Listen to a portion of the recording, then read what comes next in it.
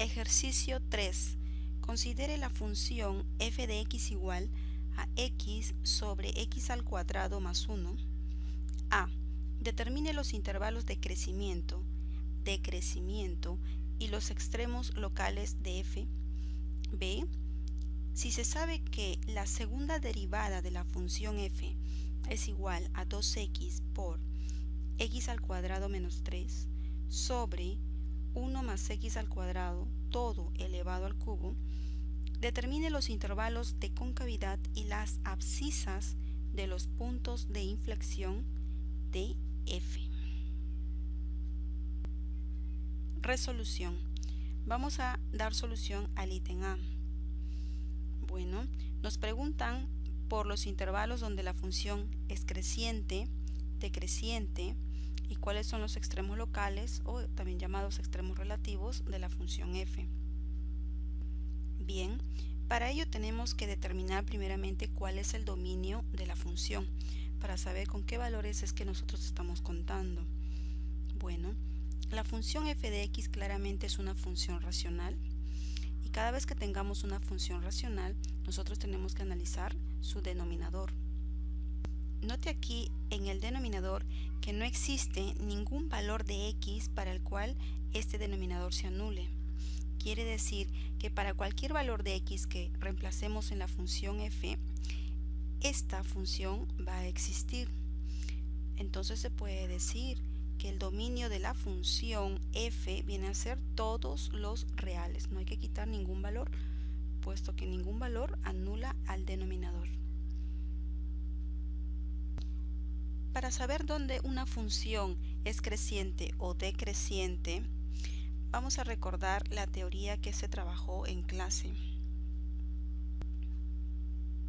Primero, si f es una función derivable, es decir, existe la derivada, y f' evaluada en x es mayor a 0 para todo x que pertenezca a un intervalo y, entonces se puede concluir que f es una función creciente en ese intervalo en cuestión. Segundo, si f es derivable y su derivada evaluada en x es negativa para cualquier x que esté en el intervalo y, entonces f se dice que es una función decreciente en y. Lo primero que vamos a hacer es saber cuál es el intervalo y para el cual la función viene a ser positiva, para con ello concluir que la función es creciente en ese intervalo. Bien, empecemos. Vamos a derivar a la función f. La función f la tenemos aquí. Su derivada será la siguiente. Recordar que como f es una división, habría que aplicar la regla de la división, ¿no?, para poder derivarla. Entonces, empecemos.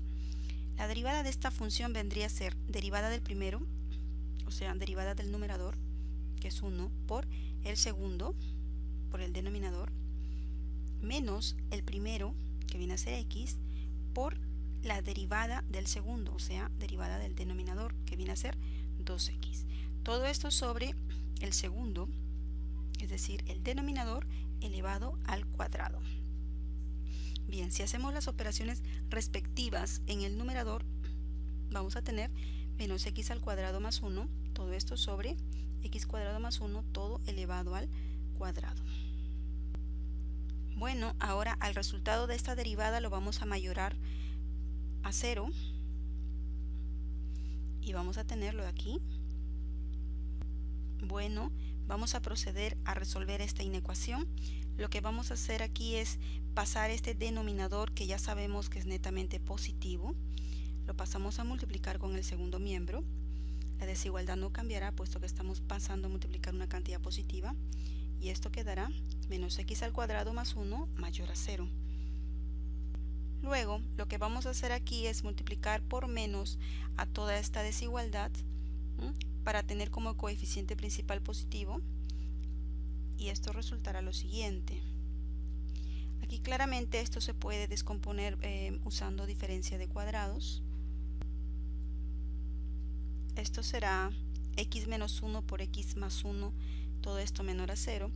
Si nosotros resolvemos esta inecuación, vamos a obtener las raíces al igualar a 0. Obtenemos la raíz, si igualamos esto a 0 tendremos x igual a 1, si igualamos a 0 obtendremos x igual a menos 1, tendremos dos raíces, hacemos la regla de los puntos críticos y vamos a obtener que el conjunto solución, o es decir que x pertenecerá al intervalo abierto de menos 1 hasta 1.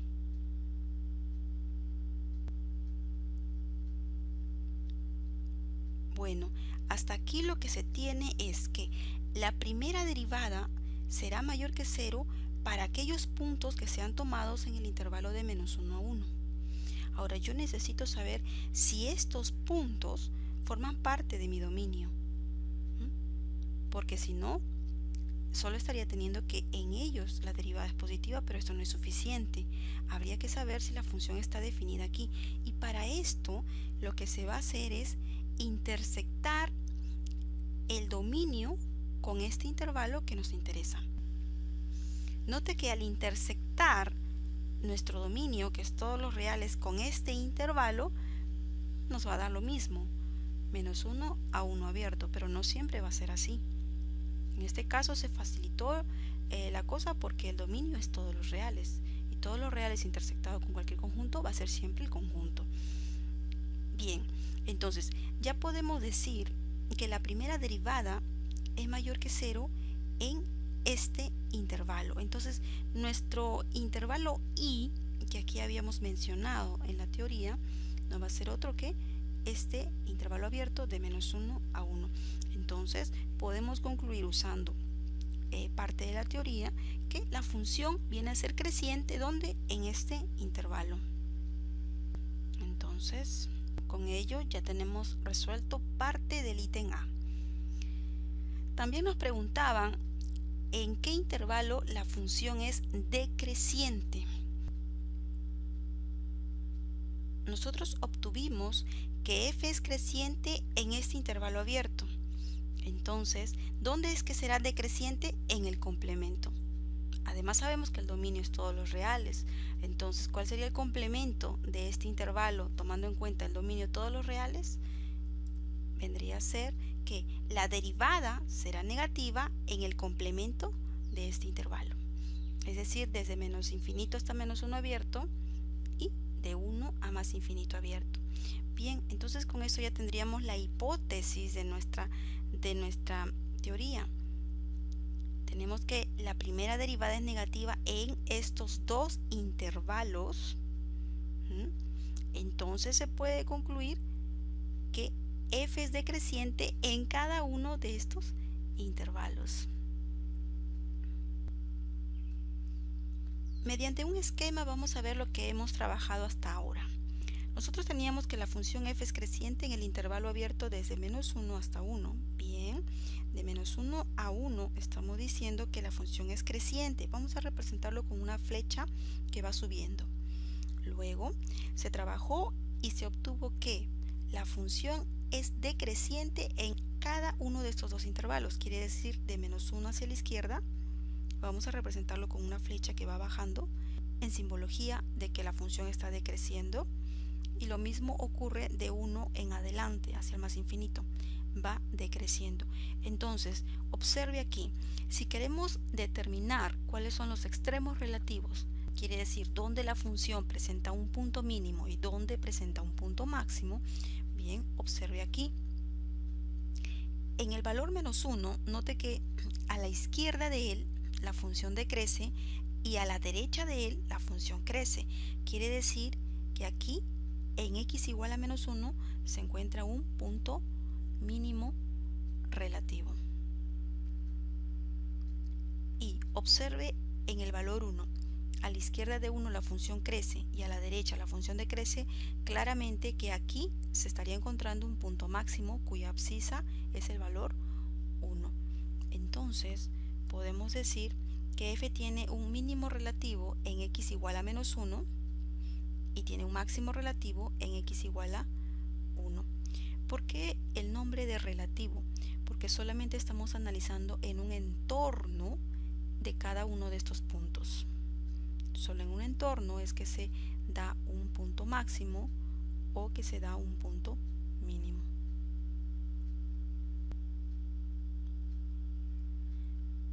Bien, vamos a dar solución al ítem B. Recordad que la pregunta en este ítem fue que determine los intervalos donde la función es cóncava hacia arriba o es cóncava hacia abajo e identifique el punto de inflexión si es que lo tuviera. Bueno, para resolver este ítem vamos a recordar parte de la teoría. Se dice que si una función es dos veces derivable, quiere decir que exista su segunda derivada, y la segunda derivada es mayor a 0 para todo valor x que es presente en un intervalo que tiene que estar en el dominio, entonces se dice que f es cóncava hacia arriba en ese intervalo en cuestión. Eso es lo primero.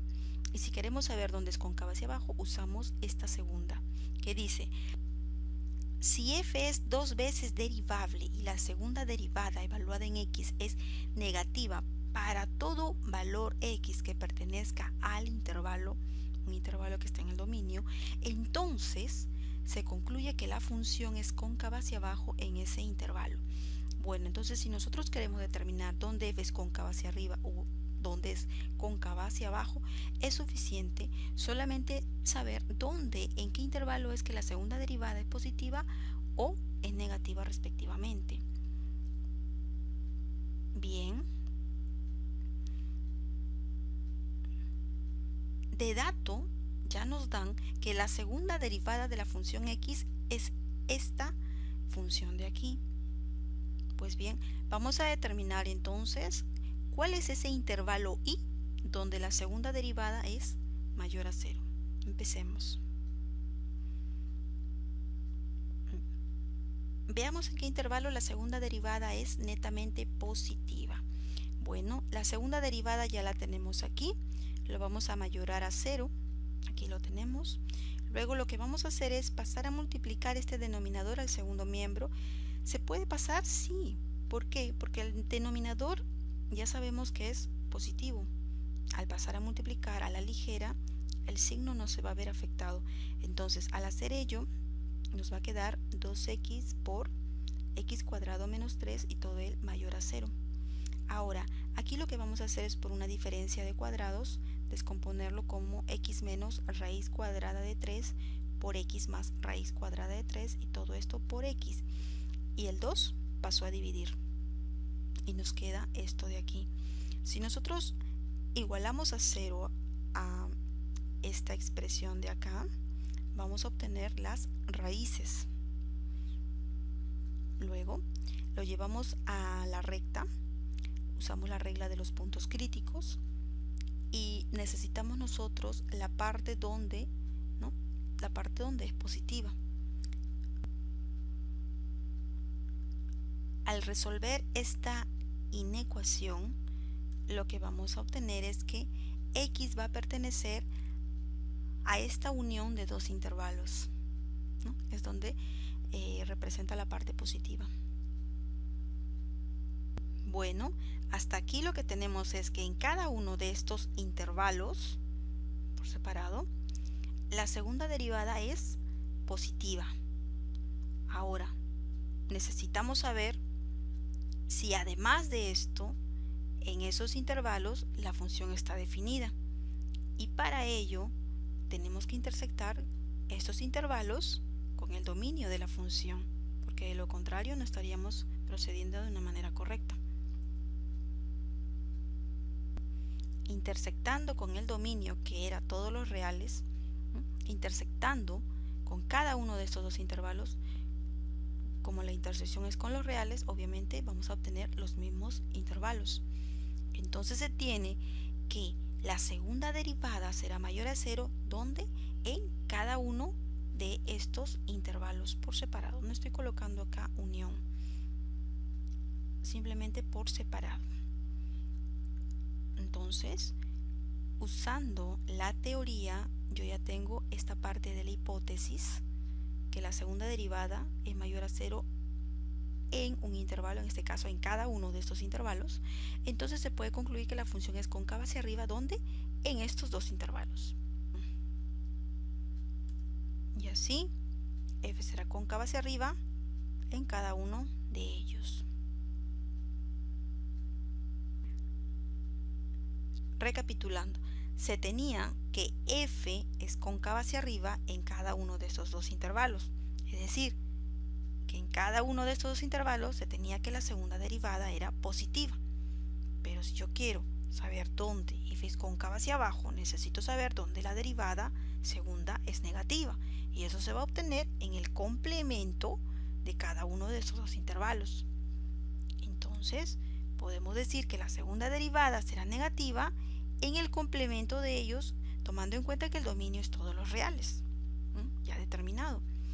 Entonces, será negativa la segunda derivada en el intervalo de menos infinito hasta menos 3 abierto y de 0 a raíz de 3 abierto. Entonces, si ya tengo esta parte, usando la teoría, se puede concluir que f es cóncava en el intervalo en cuestión. ¿Cuál es mi intervalo aquí? Vendría a ser este y este por separado. Entonces se concluye que f es cóncava hacia abajo en cada uno de estos dos intervalos. Bueno, dando un esquema a este resultado, vamos a ver lo siguiente. Se tenía que la función es cóncava hacia arriba en cada uno de estos dos intervalos, quiere decir desde menos la raíz de 3 hasta 0, acá una representación de concavidad hacia arriba, y luego era cóncava hacia arriba de raíz de 3 hasta más infinito, raíz de 3 en adelante es cóncava hacia arriba. Luego se tuvo que la función es cóncava hacia abajo en el intervalo de menos infinito hasta menos raíz de 3, desde aquí hasta acá. Bueno, desde el menos infinito, la representación sería concavidad hacia abajo, y es cóncava hacia abajo de 0 a raíz de 3. De 0 a raíz de 3, concavidad hacia abajo. Bueno, la pregunta también incluía en que dónde o cuáles son los puntos de inflexión, o la abscisa de los puntos de inflexión. Bueno, ¿dónde es que se dará un punto de inflexión? Bueno, es donde existe un cambio de concavidad, ¿no? Y claramente aquí podemos ver que en raíz de 3 existe un cambio de concavidad, de cóncava hacia abajo pasó a ser cóncava hacia arriba. En 0, pues de cóncava hacia arriba pasó a ser cóncava hacia abajo, y también hay un cambio de concavidad en menos raíz de 3, ¿no? Entonces existe un cambio de concavidad en x igual a menos raíz de 3, en x igual a 0 y en x igual a raíz de 3, y estos son justamente las abscisas del punto de inflexión, puesto ¿cuál sería el primer punto de inflexión? Menos raíz de 3, función de menos raíz de 3. El segundo punto de inflexión sería 0, función de 0, y el tercer punto de inflexión sería raíz de 3, función de raíz de 3. Pero como solo nos preguntan por las abscisas de los puntos de inflexión, entonces estas son las respuestas. Abscisas de los puntos de inflexión son estos tres de aquí. Bueno, con ello ya estaría concluido el ítem A, donde se determinó los intervalos donde la función es creciente y decreciente. El ítem B, donde se determinó los intervalos donde la función es cóncava hacia abajo y cóncava hacia arriba. Y además de esto, se determinó las abscisas de los puntos de inflexión y los extremos relativos.